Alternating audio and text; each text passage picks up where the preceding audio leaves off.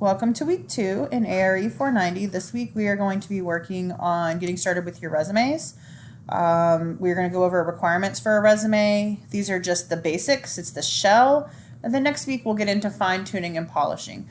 You guys should start putting together your resume immediately because your assignment's due on the 29th and you have to get Cal's Career Services or a professional, if you aren't local, to review this and kind of mark up one of your documents. So we'll go over the basics today and then how to start your resume and your details of your assignment. So a resume is a chance for you to share your accomplishments, your achievements, the skills that make you the best employee for a job, which means you need to be very conscious of the formatting, the font, the layout, margins, etc. of your resume. Okay, you want everything to be streamlined and simple.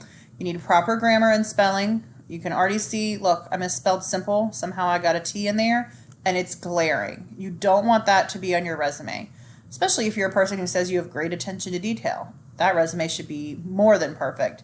But grammar and spelling are going to be important. Your resume needs to be one page. Unless you're a student who has been working for a decade and now you're back in school, there's no reason your resume isn't going to be one page. Sometimes we have to select certain positions to showcase on our resume. I can help you with that if that's the situation you're in. You need to choose basic, simple fonts. The Times New Roman, Calibri, Arial, those are your best cases, and it needs to be size 11 or 12. No smaller than size 11 font.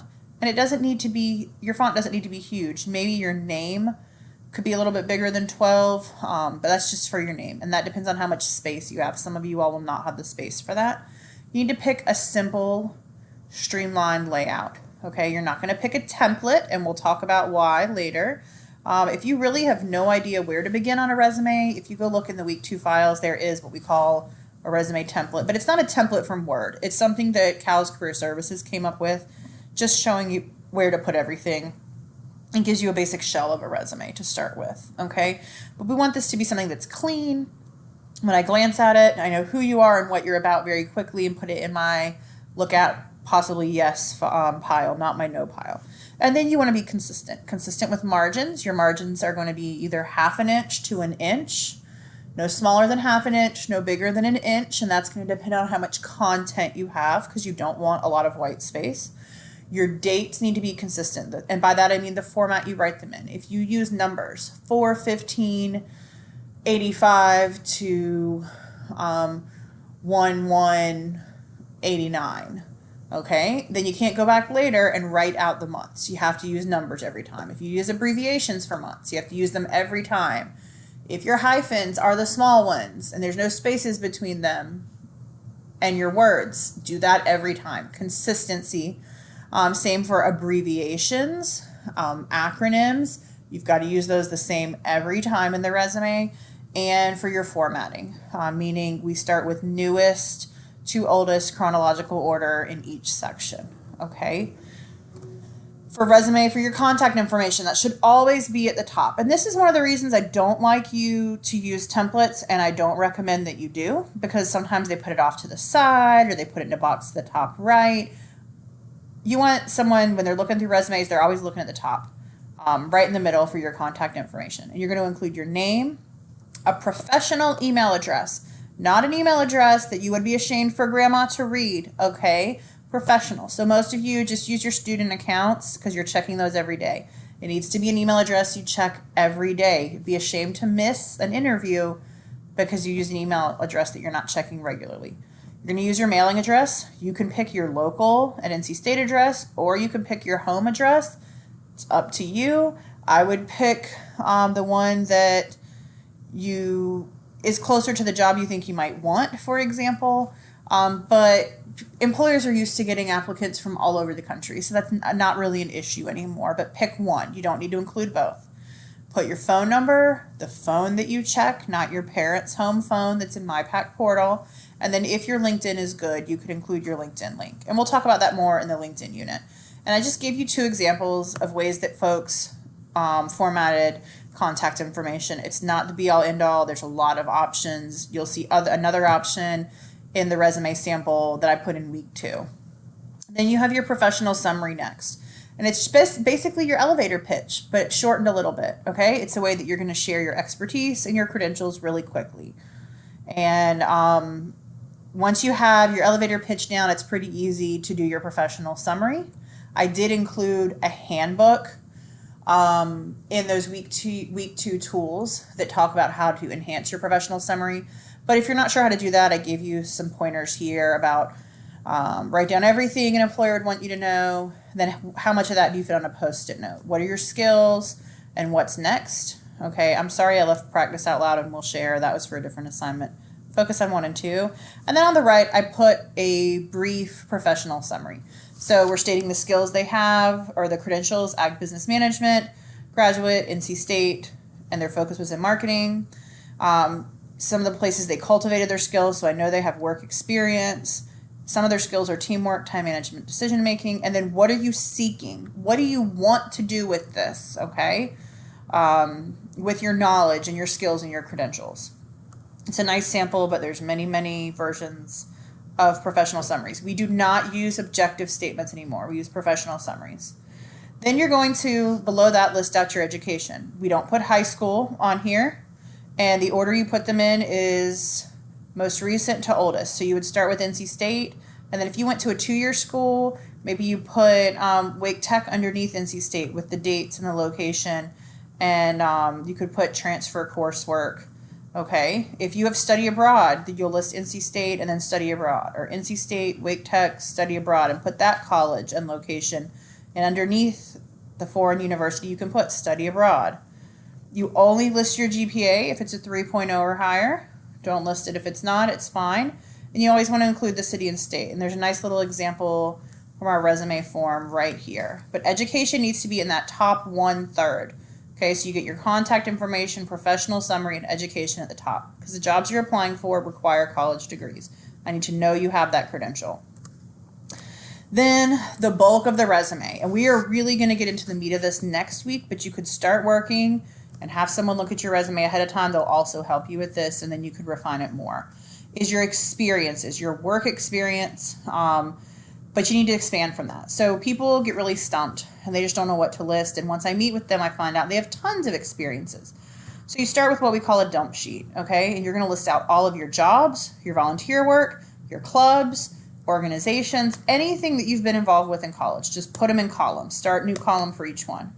In each column underneath each job or volunteer work, you don't have to have been paid for it to count as a viable experience. List out all your duties in simple, basic terms. Like perhaps you worked on a farm and you started in high school, because we're putting college experiences, right? But you're still doing it now when you go home. That's relevant. So you list, such and such farm at the top. And then on the dump sheet underneath, you can put fed cows, moved hay, watered horses. Okay? It doesn't have to be fancy on your dump sheet. Then when you've done that for every column, you can review them to decide which ones you really think are viable to be included. Which categories do you want to put them in? Whether you want to have work experiences, then volunteer experiences, and so on. And you can enhance them. And you can enhance them by quantifying the statements and stating the result. Okay? So instead of just fed cows, you could say fed 65 cattle every day to ensure adequate health and nutrition needs met. Okay, so you've quantified. Now I know you can handle that much cattle, and you've told me why you were doing it. Why was it important? What was the result? Okay, and you want to put your experiences on your resume in order of newest to oldest. Again, that's the chronological order. We only want to put college. If you, like I said, if you had a job in high school and you're still doing it, that's fine, as long as you're doing or you did some of the work in college. That's totally fine. And sometimes you want to consider multiple categories of work.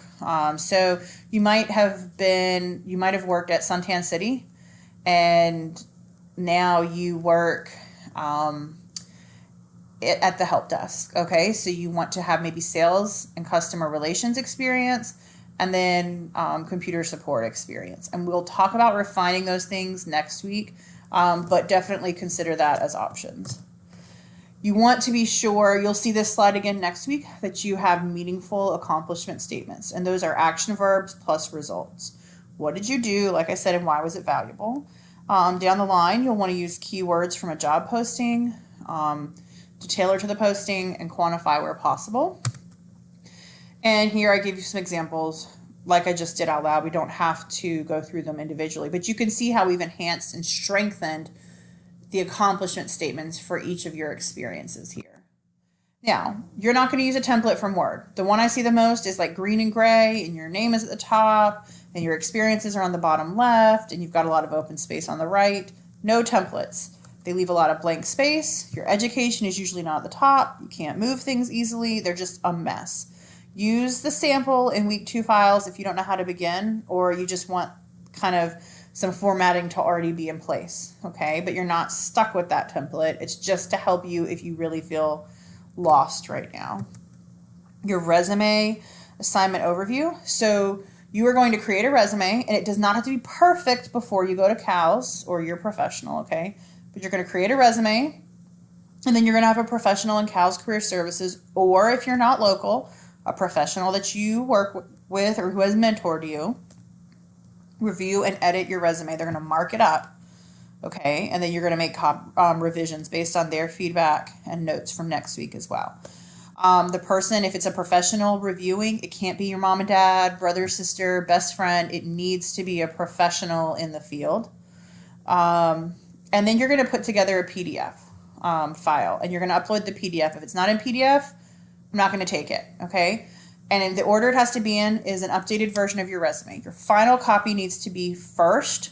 Page 2 is going to be your original version, and page 3 is the marked up version that CALS Career Services or a professional in your field or your desired field marked up for you, okay? And so you're going to scan them all into one, or take a picture of all of them and put them into one PDF, but they all need to be in a PDF file, just one file. You need to plan ahead, okay? Because we're starting this on January 13th, and this is due on January 29th. So almost 3 full weeks. Like I said, next week I'm going to give you a lot more tips and go over some more do's and don'ts, and you'll see templates that, or not templates, but examples from previous students that work, and some examples of things that didn't work. But you need to start working on the resume now, because you've got to get an appointment with CALS Career Services. A really good idea would be to go ahead and make that appointment with them, even if it's maybe for the 27th. That'll still give you time to make revisions. But then you have the appointment in place, because they can't always accommodate walk-ins, and there are a lot of other students in this college trying to get their resumes reviewed as well. Remember, I'm not going to take late. I don't care if you made an appointment and then you couldn't make it because of a car accident. You got to have good planning. You got to be safe. You got to be professional. You can't be rushing around. It's just not a professional skill. So I know that sounds really harsh, but I've heard so many versions of these stories before, and when I'm lenient, the whole class just goes crazy. So I have to be uptight about it. Go ahead and make an appointment with CALS Career Services, or let your professional you're going to work with and have revised this know that you're going to be asking them. And go ahead and get an initial draft of your resume done. Again, I have uploaded a lot of resources, so even though we aren't doing the refining portion of this till next week, there's a whole career services guide in the week 2 files. There's help on professional summaries. There's action word help.